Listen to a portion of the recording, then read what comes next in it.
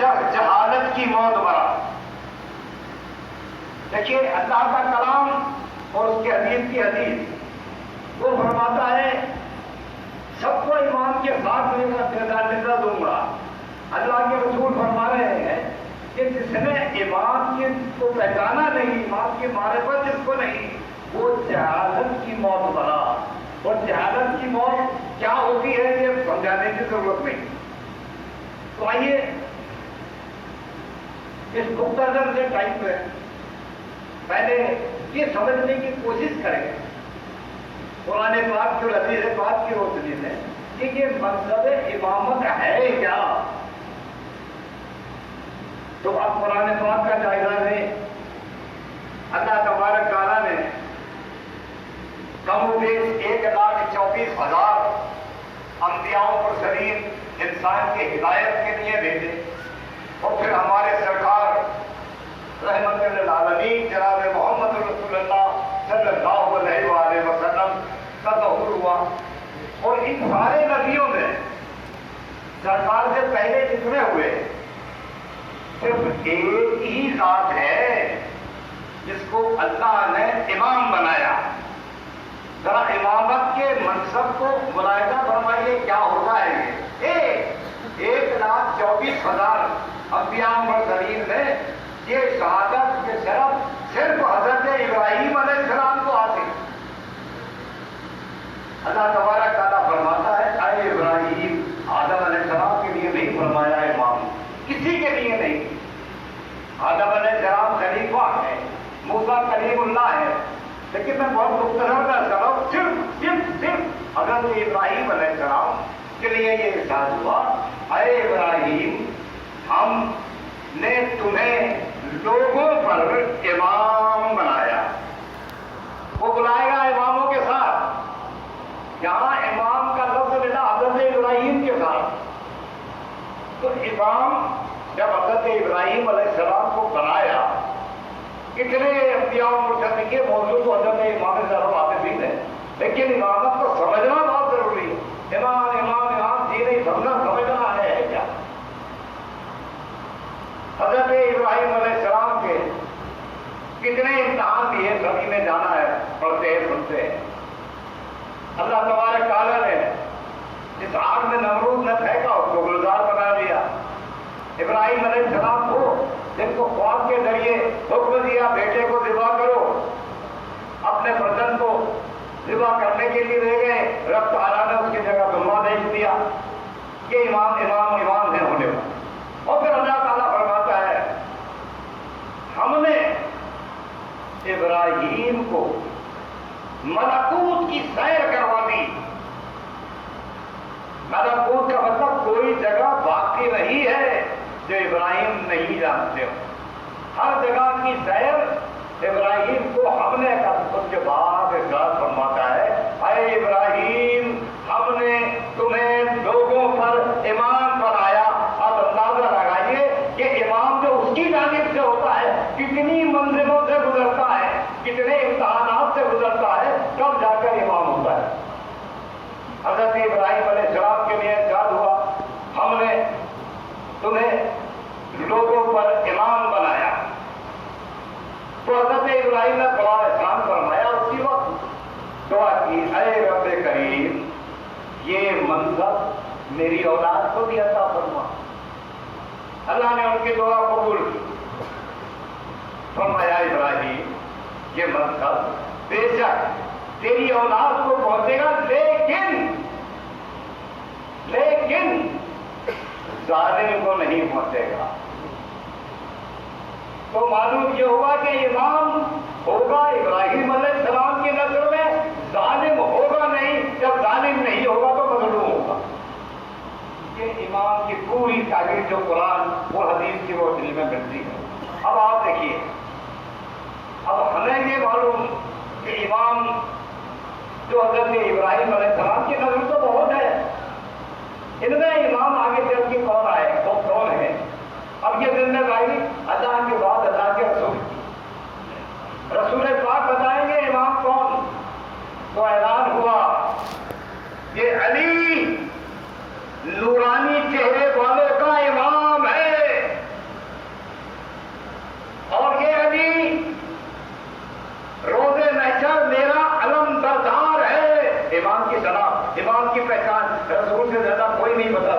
یہ علی روشن چہرے والوں کا امام ہے، یعنی نسل ابراہیم جو سرکار دو عالم کے زمانے میں جس کا اعلان کیا گیا، وہ امام اول امیر المومنین مولا علی اس کے پٹا، اب انہی کی نسل سے امامت کا سلسلہ چلا۔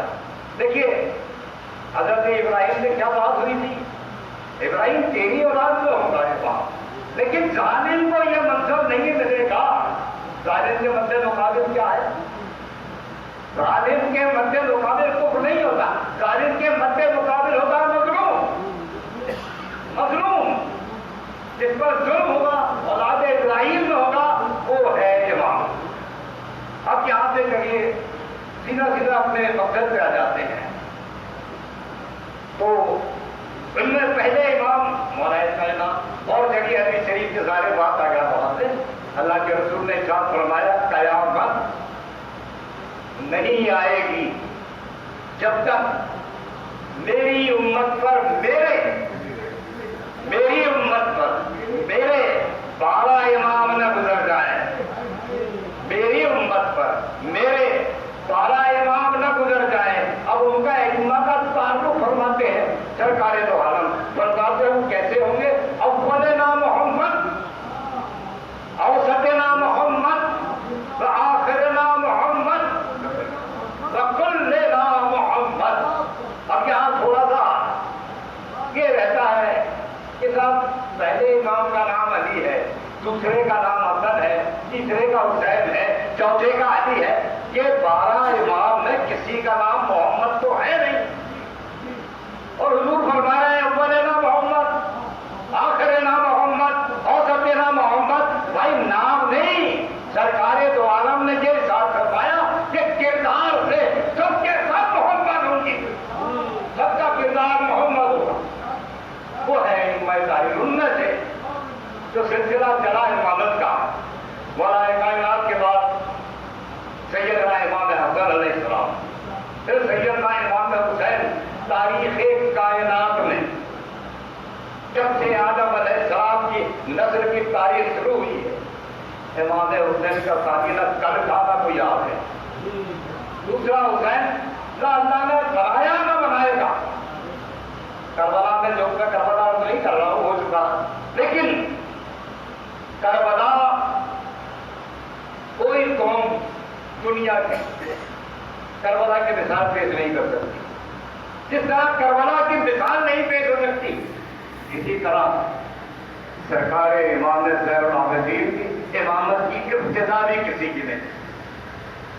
اس انداز کی ابتدا، اللہ اکبر اللہ اکبر، مغلوب کربلا۔ امامت کی کا آغاز کس انداز سے اور کہاں سے، رب کی مرضی ہے۔ خیمے جلے، 72 شہید ہوئے، پیاس علقت کی سزائیں، خیمے جلے، بیویاں بے پردہ ہوئی، امام زین العابدین کی امامت کی ابتدا ہوئی۔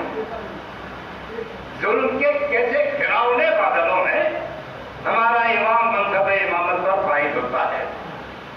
کہتے ہیں سرکار امام زین العابدین کا وضاحت بیمار سے سمجھے میں اب کر رہا ہوں بالکل تاریخی حوالے سے، بیمار نہیں، غسی تھی، غسی۔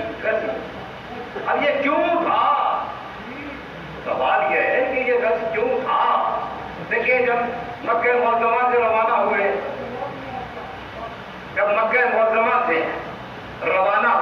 کربلا کے لیے، تو راستے میں ایک مقام پر نے روکا، سب کو معلوم ہے۔ تو جب حر نے روکا کہ میں آپ کو کوفہ نہیں جانے دوں گا، آپ اپنا راستہ تبدیل کر دیجیے۔ اس وقت علی بن حسین، یعنی امام زین العابدین کا نام علی ہے نا، علی یہ بھی عرض کر دوں علی نام کیوں رکھا؟ جب آپ کا لڑکپن کا کی عمر تھی، ایک بار مروان نے پوچھ لیا صاحبزادے تمہارا نام کیا ہے؟ آپ نے فرمایا میرا نام علی ہے۔ تو اس نے مسا کا اڑایا، کہنے لگے اپنے ساتھیوں سے کہا کہ اپنے بیٹے کا نام علی رکھ کے اپنے باپ کو زندہ رکھنا چاہتا ہے. یہ مروان نے کہا. سرکار امام زین العابدین نے یہی جملہ جا کر حضرت امام حسین سے فرمایا, اے بابا, میں نے مروان نے نام پوچھا, میں نے یہ کہا تو اس نے یہ کہا. مولا حسین نے کہا, کہتے ہیں اے برادر واپس جا اور مروان سے کہے میرے بابا نے کہا ہے قسم ہے رب کعبہ کی, اگر 100 بیٹے بھی ہوں گے تو 100 کا نام علی رکھوں گا. اسی لیے جناب سرکار امام حسین کے تینوں صاحبزادوں کا نام علی, تینوں کا نام علی رکھا ہے. بہرحال اب یہ علی ابن حسین جس میں حیدر کرار کے خون کا چلان, ان کے جوان کا دوست بھی ہے, جب یہاں پہنچے جہاں خل نے روکا تھا, امام حسین سے گفتگو ہو رہی ہے. خل نے کہا میں آپ کو اوپر جانے نہیں دوں گا. ادھر یہ ابھی دکانہ چل رہا ہے, پیچھے خیموں کے پیچھے ایک نوجوان سرکار امام حسین کا دلبر جانشین سیدنا امام زین العابدین گھوڑے پر سوار ہوئے, ہاتھ میں تلوار نکالی, آگے بڑھے. امام حسین نے گھوڑے کو روکا, یاری کیا ارادہ ہے؟ عرض کیا بابا جان یہ آپ کو کوفہ جانے سے روکیں گے؟ جلال علی کس قدر ہے امام زین العابدین میں, وہ کربلا میں غزی غزی کیوں ہو رہی تھی؟ کہا بابا جان یہ آپ کو کوفہ جانے سے روکیں گے, 2000 کا لشکر تھا, یہ روکیں گے؟ قسم رب کعبہ کی میں ان کو کوفے کی دیوار سے لگا کے آتا ہوں. امام حسین نے فرمایا وقت کا انتظار کرو. گھوڑے سے نیچے اتارا, تھوڑا صرف کی تو امام نے کیا فرمایا, یاری یہ امام وقت کا حکم ہے. جب امام حسین نے فرمایا یہ امام وقت کا حکم ہے تو انہوں نے تلوار میں ہم نے رکھی, کہنے میں گئے. ادھر یہ ہوا, ادھر سرکار امام حسین خیمے کے پیچھے کھڑے ہو کر اللہ کے حکم میں, ارے رب کہ تیرا حسین تیرے بتائے ہوئے راستے پر چل پڑا ہے, لیکن یہ علی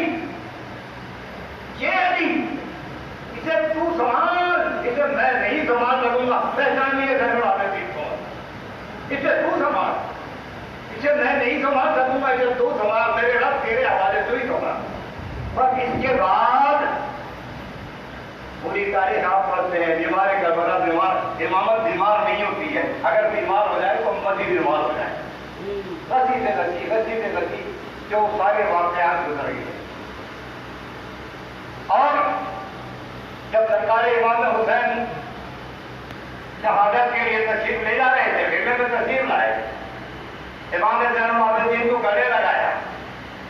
وہ تبرکات روحانی جو امامت کے تھے وہ منتقل کیے. امام زین العابدین نے کھڑے ہو کر جب بابا کی حالت دیکھی, کھڑے ہوئے درخت سے پہنچے, کھڑے ہوئے درخت سے ہاتھ سے تلوار اٹھائی, کہتے کہ بابا سب چلے گئے, میں کیوں نہیں جاؤں گا؟ بابا مجھے اجازت دے دیجیے. امام حسین نے بیٹے کو گلے لگایا, آپ برکن اللہ یہ چاہتا ہے کہ تجھ سے میری نسل آگے بڑھے. اور حضرت زینب نے سرکار امام زین العابدین کو تھاما, امام حسین شہید ہوئے. اب یہاں سے امامت کا آغاز امام زین العابدین, پھر چوتھے امام کی امامت اندازہ لگائیے کس انداز سے شروع ہوئی. 72 واجے سامنے پڑے ہیں, خیمے جل چکے, سیدانیاں بے پردہ ہو گئی, اور جب بے پردہ ہو گئی صبح جب اسیر بنائے گئے, مسئلہ آ گیا. مسئلہ شہزادی زینب نے کہا زین العابدین ہماری ہدایت چھن گئی, خیمے چل گئے, تم امام ہو بیٹا, بتاؤ پردہ کیسے کریں؟ بہت بڑا مسئلہ ہے, بہت بڑا مسئلہ ہے. آپ کا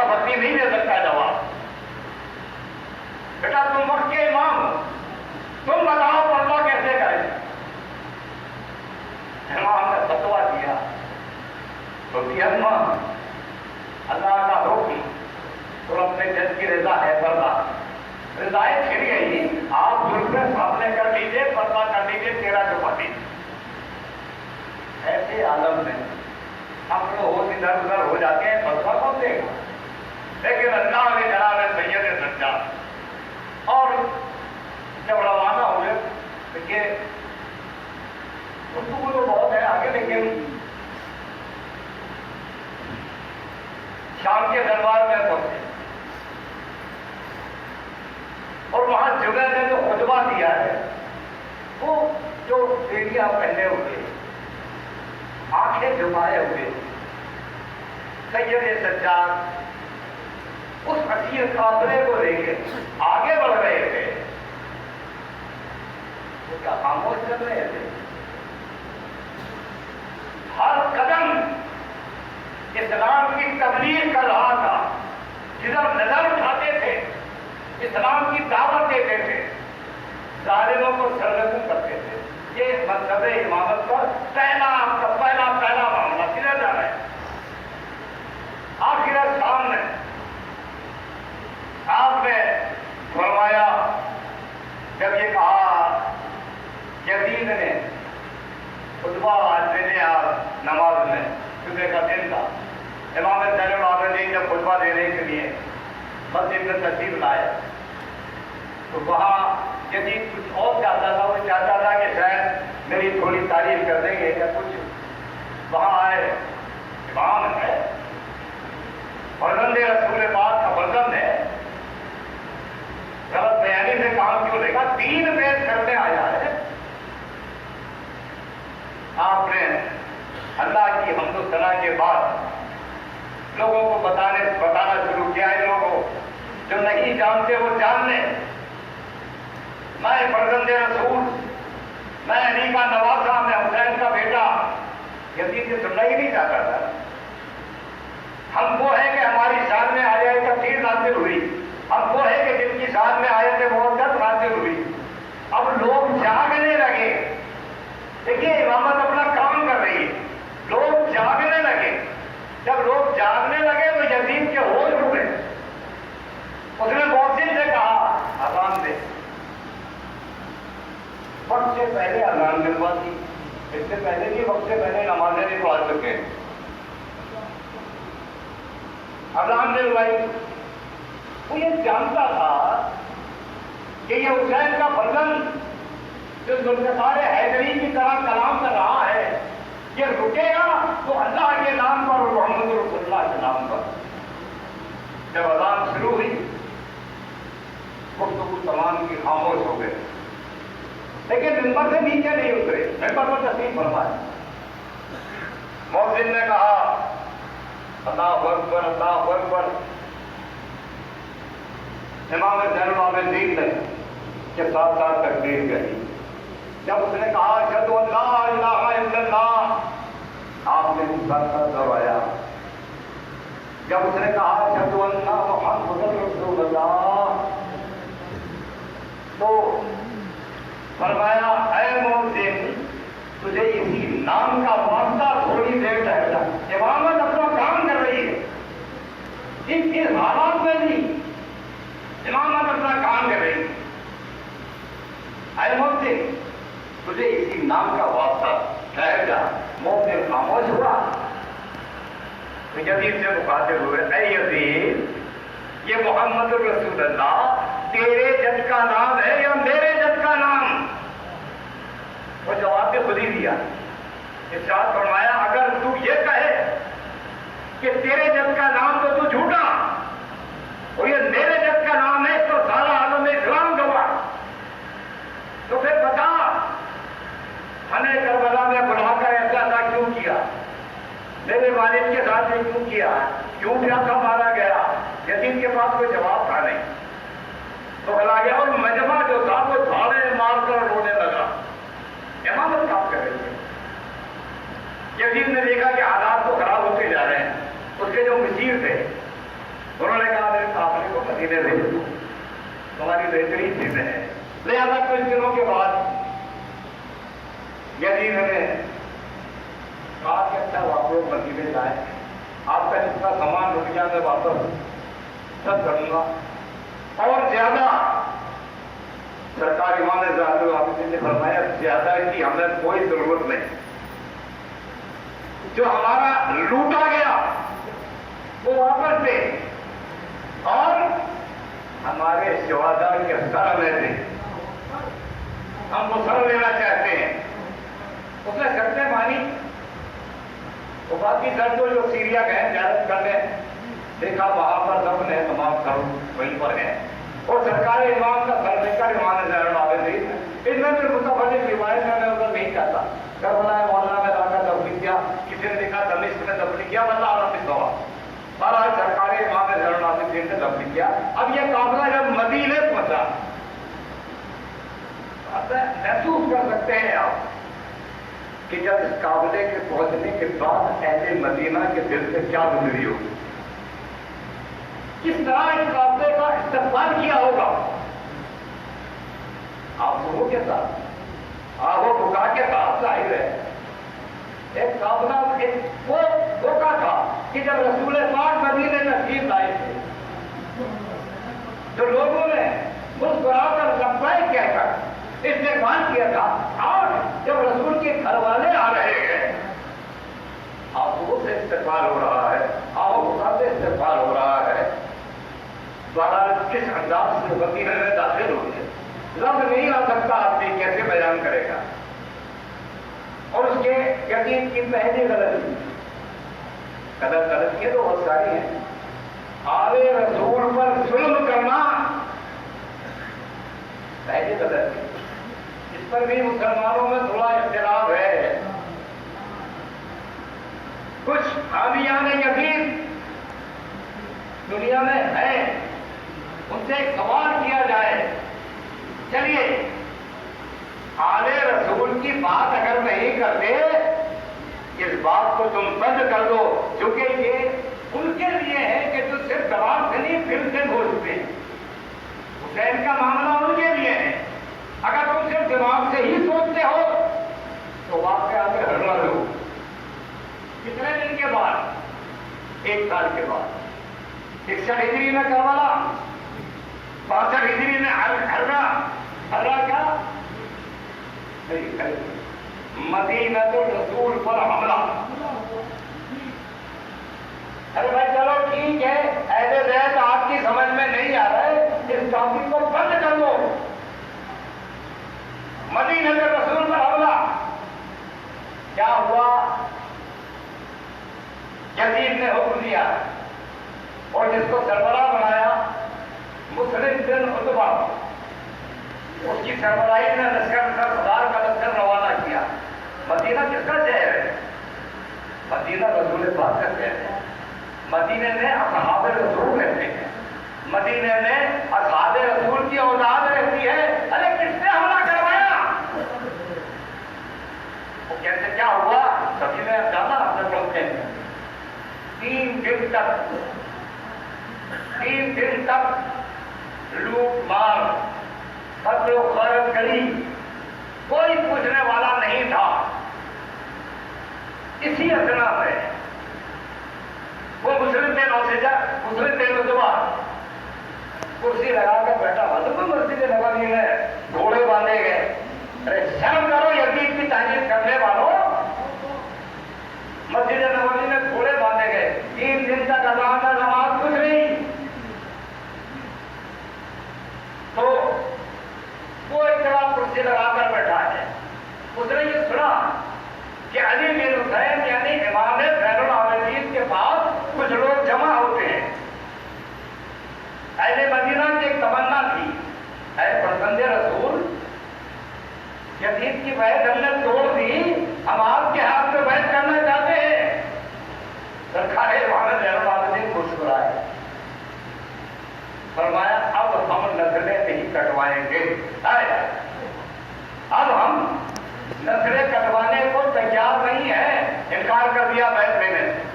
اور ادھر جب مسلم کو یہ معلوم ہوا عتبہ کے بیٹے کو جو لے کر آیا تھا لشکر کہ امام زین العابدین کے بعد لوگ جمع ہو رہے ہیں،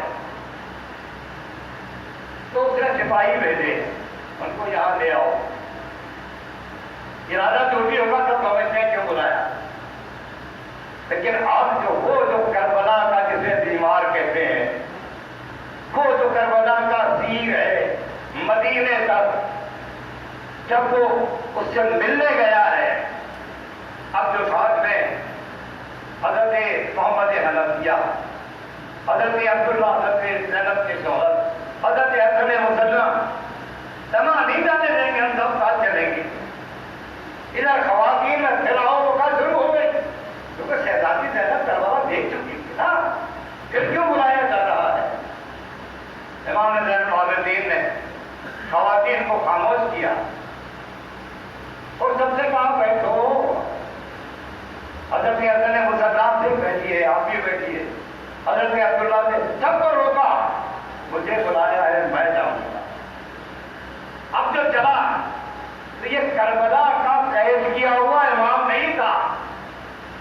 اس شام سے چلے کہ وہ جو مسلم پیدا ہوا تھا, وہ اس کا کربلا کرسی پر وہ دیکھ کر کھڑا ہو گیا. وہ امام نہیں ہے یہ. اب اس وقت علی کا خون, علی کا جلال امام زین العابدین نے پہنچے, کھڑے ہو کے کرسی ہوتی جو بیٹھی, کہنا بیٹھنے نہیں آئے, تم نے بلوایا کیوں ہے وہ بتاؤ. اس پر اتنی ہیبت جاری ہوئی, اتنی ہیبت جاری ہوئی, کہنے کہ نہیں میں نے اس لیے بلایا ہے کہ اگر آپ کو کوئی دشواری ہو تو آپ مجھے بتا دیں. آپ نے فرمایا ہم اپنے جد کے روزے پر ہیں, ہمیں کوئی دشواری نہیں ہے, ہمارا نگہبان, ہمارا وارث اللہ ہے. اچھی بات ہے. اس نے کیا کہا, آپ کی کوئی دشواری ہو تو بتائیے, ہم آپ کو بنا دیں گے, امان دیں گے. اس سے وہ کہہ رہا ہے امان دیں گے, جس کے نانا نے تمہیں امان دیے فتح مکہ کے دن, وہ امان یافتاؤں کی اولاد یہ کہتا ہے کہ ہم تمہیں امان دیں گے. سرکار امام زین الدین کی آنکھوں میں مولا علی کا جلال تھا, اس جلال کو وہ برداشت نہیں کر سکا. کہنے کا چلیے آپ تشریف لے جائیں. اب تو اس کے ساتھی تھے, تشریف لے جانے کے بعد وہ انہوں نے کہا کہ کیا بات ہے, تم نے بلایا بڑے قدر سے تھا, لیکن تم نے اس انداز سے بات کی. کہتا رب کعبہ کی قسم, جب وہ آئے تو میرا دل کانپنے لگا, میرے منہ میں کوئی الفاظ نہیں تھے کہ میں عرض کر دوں, میں بول ہی نہیں سکتا تھا, بس سوائے خاموشی کے میرے پاس کچھ نہیں تھا. یہ حیدری جلال تھا اور منصب امامت اپنا کام کر رہا. یہ زمانہ گزرا, پھر ایک وقت آیا عبد الملک کی دور حکومت میں, پھر ایک بار آپ کو قید کیا گیا, فرمایا قید کا, پھر قید کیا گیا. اور جب قیدی لے جانے لگے تو آپ کے جانے والوں میں سے کچھ لوگ حاضر ہوئے, کہتے کہ آپ ہوتا یہ کب تک چلے گا, جب جاتے ہیں قید کر لیتے ہیں کب تک چلے گا. جب امام مسکرایا, سرکار امام زین العابدین پوچھنے والے جو آئے تھے اس کا ایک کا نام تھا طاہری. کہتے آئے طاہری گھبراؤ مت کہ مجھے زیادہ دور نہیں لے جا سکیں گے, پر 2 منزل, اس سے آگے نہیں. مطمئن رہو میں 2 منزل بعد واپس آ جاؤں گا. یہ قافلہ امام زین العابدین کو لے کر چلا. 2 منزل پر جیسے خیمہ گن ہوئے, رات کو انہوں نے دیکھا کہ خیمے میں امام زین العابدین